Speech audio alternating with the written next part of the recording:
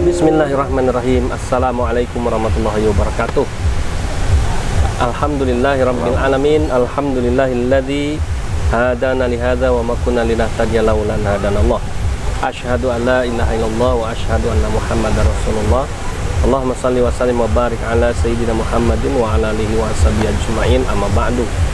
Fa ya ibadallah ittaqullaha haqqa tuqatih wa la tamutunna illa wa antum muslimun. Ikhwafillah yang dimuliakan oleh Allah Subhanahu wa taala. Alhamdulillah kita panjatkan puja dan puji syukur kehadirat Allah Subhanahu wa taala. Salawat dan salam kepada junjungan kita Nabi kita Muhammad sallallahu alaihi wasallam. Sebelum kita mulai dalam pembahasan konten kita kali ini, kita awali dengan melafadzkan basmalah bersama-sama. Bismillahirrahmanirrahim. Bismillahirrahmanirrahim. Nah, ini nih banyak yang udah tanya-tanya siap-siap nih. Judulnya apa kan gitu. Itu udah kelihatan gitu ya. Uncle Bobnya ya, udah kelihatan Uncle Ucupnya gitu ya. Ini mau bahas apa lagi nih? Kita mau bahas satu tema yang ringan, ikhwafillah. Sebetulnya ini satu pertanyaan sih ya, yang mungkin Uncle Bob kita punya jawabannya ya. Yaitu, benarkah Yesus itu mati untuk menebus dosa manusia, kan begitu? Karena dalam keyakinan saudara-saudara Nasrani kita, ya, Tuhan Yesus itu turun ke dunia menjadi juru selamat, mati di atas kayu salib untuk menebus dosa manusia, kan begitu. Nah, tapi kemudian konsep ini sangat berbeda dengan konsep sosok Nabi Isa dalam Islam ya. Bahwa Nabi Isa memang diutus oleh Allah Subhanahu wa taala ke dunia ya, namun bukan untuk menebus dosa manusia, tapi untuk menjelaskan, menyampaikan risalah dan wahyu yang sudah Allah turunkan kepada beliau, yaitu ajaran tauhid ya.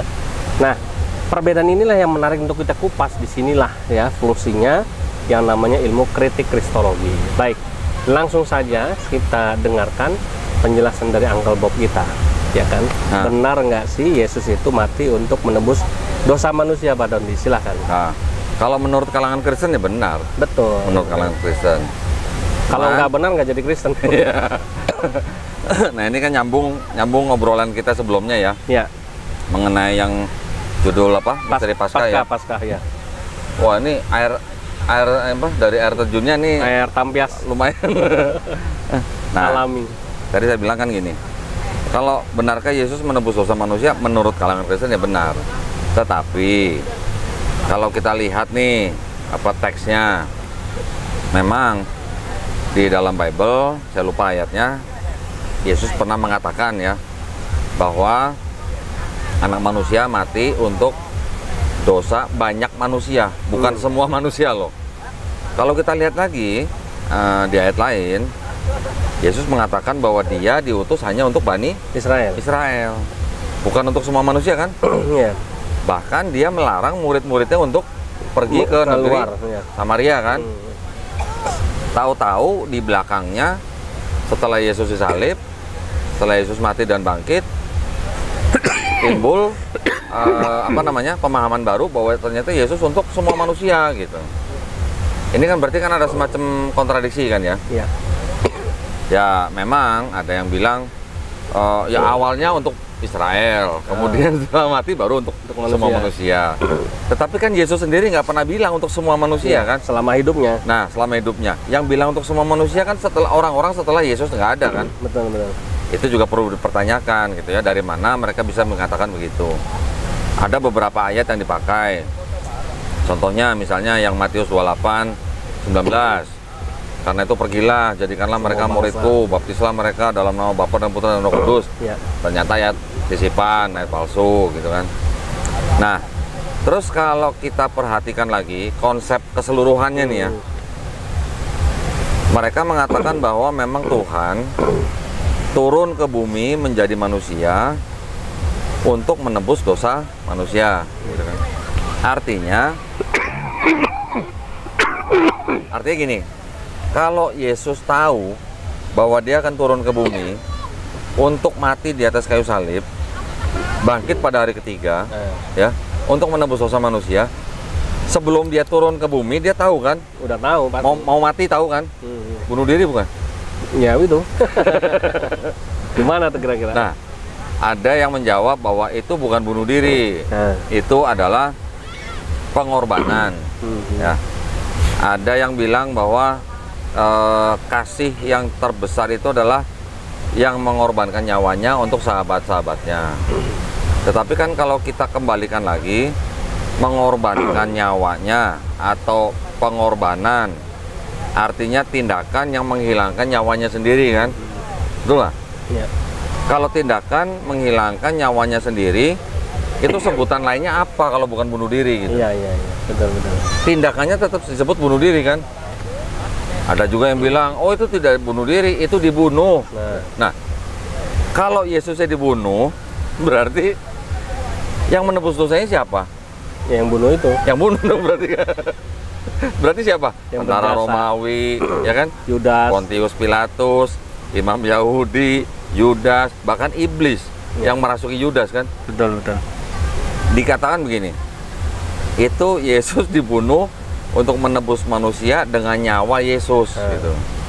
Berarti kan ada yang melakukan penebusan dosanya. Yesusnya cuma tumbal gitu kalau begitu kan? Tumbal penebusan. Kalau begitu, berarti kan nggak ada penebusan dosa kalau dibunuh. Iya. Betul? Betul. Kalau menebus dosa dengan cara mati, artinya bunuh diri. Kalau menebus dosa dengan cara dibunuh, artinya tidak ada penebusan dosa kalau saya bilang begitu ya. Setuju nggak? Iya, benar. Hah? Kan ada yang bilang bahwa Yesus itu sudah dipersiapkan oleh Bapa kan, untuk menebus dosa manusia, berkorban untuk menebus dosa manusia. Tapi dalam banyak ayat kayaknya Yesus nggak siap kan gitu ya. Ya misalnya contoh dia berdoa di Taman Getsemane sampai air matanya yang seperti bulir-bulir darah ya, keringatnya juga. Ini kan menandakan dia belum siap kayaknya. Bukan belum siap aja, nggak rela. Nggak rela, nggak ikhlas ya. Walaupun di akhir doanya dia mengatakan bahwa tapi bukan kehendakku yang jadi, tapi kehendakmu yang jadi. Tapi kan tetap aja berarti ada ketidakrelaan kan. Benar. Buktinya apa kalau nggak rela? Nyuruh murid-muridnya beli pedang buat siap-siap buat jaga. Emangnya beli pedang buat motong sayur kan? Buat motong kuku apalagi? Buat motong bawang kan enggak? Buat berjaga-jaga supaya pada waktu mereka bersembunyi di Taman Getsemani bisa berjaga-jaga atau membela diri kan paling tidak kan? Benar. Buktinya kan ada kan? Siapan Petrus ya motong kuping. Nah, waktu tentara Romawi datang dengan imam-imam itu kan, ada yang dipotong kupingnya kan? Artinya kan membela diri. Walaupun akhirnya Yesus menyerahkan diri. Cuma kan jadi timbul pertanyaan, kalau memang dia menebus dosa manusia, tujuannya datang, ngapain pakai drama-drama kayak gitu? Ya tinggal datang aja ke Imam Yahudi ya. Udah tahu kok, udah mau nebus dosa, ya udah. Iya, saya mau datang mau nebus dosa, silakan salib saya gitu kan. Udah selesai. Ngapain nyuruh muridnya berjaga-jaga? Ngapain nyuruh muridnya beli pedang? Ngapain dia berdoa gitu kan? Itu semua menandakan bahwa apa namanya? Ruwet gitu ya. Bahwa sebenarnya nggak ada konsep penebusan dosa seperti itu. Jadi memang ini satu ajaran yang memang seperti di skenariokan ya. Ya. Lagi pula gini, saya tambahin ya. Sekarang konsep menebus dosanya itu katanya apa? Karena upah dosa adalah maut. Sekarang penguasa maut siapa? Ya Tuhan kan? Iblis dong. Oh, iblis ya. Penguasa maut iblis. Di Bible dikatakan begitu. Oh gitu ya. Sekarang penguasa mautnya iblis. Yesusnya datang menebus dosa. Menebus dosa ke siapa? Ke iblis berarti. Iya. Karena upah dosanya maut kan? Makanya. Nah terus sekarang Tuhan apa yang menebus dosa gitu kepada pihak lain gitu loh. Kayak nebus Sandra kan ini. Kayak nebus Sandra. Orang kalau menebus, entah itu menebus di Pegadaian atau menebus Sandra gitu, artinya kan dia posisinya berada di bawah si yang menyandra kan. Yang menyandra kan. Tuhan begitu konsepnya. Ya, ini gini ya para pemirsa ya. Pemikiran ini bukan untuk menjelek-jelekan atau mendiskreditkan agama Kristen, bukan. Tetapi ini penting kita pikirkan sebagai umat Muslim supaya kita perkuat akidah kita gitu. Betul nggak? Setuju nggak? Betul. Supaya mencegah pemurtatan gitu. Makanya di Al-Quran sendiri kan disebut ya, "Wa may ya'mal mithqala dzarratin khairan yarah wa may ya'mal mithqala dzarratin syarran yarah." Siapa yang berbuat kebaikan kecil sebesar biji zarah pun akan dibalas sesuai kebaikan yang dibuat. Yang berbuat dosa walaupun kecil juga seperti biji zarah pun Allah akan balas sesuai dengan dosa yang diperbuat. Atau dalam ayat lain dikatakan ala waziru waziratu wizra ukhra gitu ya. Ala tadiru waziratu wizra ukhra. Bahwa Allah tidak akan menghukum orang di luar dosanya. Jadi artinya yang akan diminta pertanggungjawaban itu sesuai dengan dosanya masing-masing yang dilakukan kan begitu. Tambahan lagi di Yesaya 1 ayat 10 sampai 18 kalau nggak salah. Dikatakan bahwa Tuhan menuntut supaya orang-orang bertobat. Ya. Bertobat dari kejahatan, ya, mengurus kebenaran, mengurus anak janda, mengurus anak yatim, mengurus janda-janda, membela kebenaran. Maka dosamu yang merah seperti kirmizi akan putih seperti salju. Gampang kayaknya ya. Artinya sebelum ada Yesus pun orang bisa selamat loh. Betul, simpel malah ya. Tidak perlu ada yang harus mati di atas kayu salib kan begitu kan? Benar. Walaupun dosamu merah seperti kain kesumba, akan menjadi putih seperti bulu domba. Buat apa ada yang harus mati gitu kalau begitu? Ya nggak? Betul. Kan jadi timbul pertanyaan, bagaimana nasib orang-orang sebelum Yesus datang? Betul. Padahal Tuhan sendiri sudah menjanjikan bahwa mereka bisa diselamatkan hanya dengan bertobat. Kita juga begitu kan? Iya. Kita berdosa, kita bertobat, kita melakukan hal-hal yang dipandang baik, mengurus janda-janda, mengurus anak yatim, membela kebenaran. Diampuni dosanya. Betul. Ya kan? Tidak perlu harus ada yang mati. Bahkan di Perjanjian Lama sendiri Tuhan juga melarang yang namanya tumbal dengan darah manusia gitu. Tidak ada konsep tumbal dengan darah manusia. Baru di Perjanjian Baru ada. Setelah itu. Nah, itu. Ya. Baik ya, Ikhwan yang dimuliakan oleh Allah Subhanahu wa taala, menarik ini ya diskusi kita. Jadi intinya adalah, benarkah Yesus mati untuk menebus dosa manusia?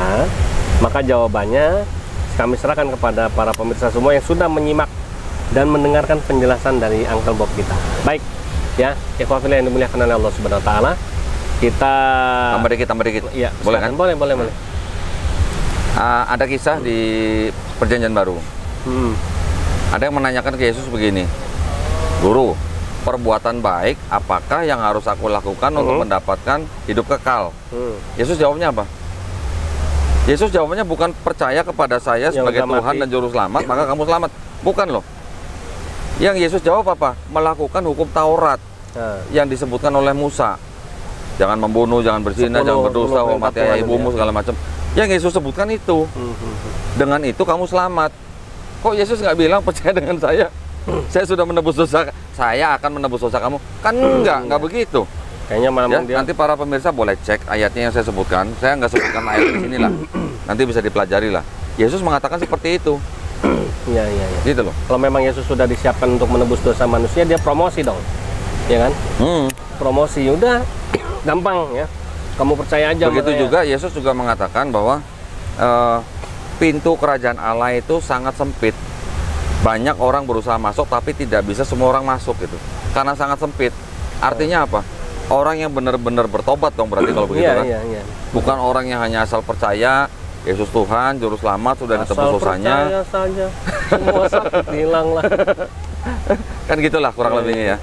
Nah, jadi konsep-konsepnya ini sebenarnya di Alkitab tuh saling bertolak belakang.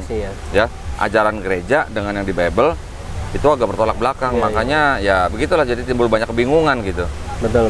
Makanya alhamdulillah semakin banyak yang kemudian mendapatkan hidayah masuk Islam ya, ikhwatilah ya. Dan kita berdoa selalu senantiasa, mudah-mudahan dengan kajian-kajian yang mencerahkan ini, kita berdoa satu, semoga kaum muslimin semakin kuat akidahnya, semakin bisa melindungi anak cucu keturunannya supaya tidak ada yang murtad. Yang kedua, kita berdoa mudah-mudahan saudara-saudara kita yang di luar Islam mendapatkan hidayah Allah untuk masuk agama Islam. Baik, terima kasih Pak Dondi atas waktunya dan sudah memberikan penjelasan kepada kita, mudah-mudahan bermanfaat. Kita akhiri dan baca doa penutup majelis bersama-sama. Subhanakallahumma wa bihamdika asyhadu an la ilaha illa anta astaghfiruka wa atubu ilaik. Billahi taufiq wal hidayah. Wassalamualaikum warahmatullahi wabarakatuh.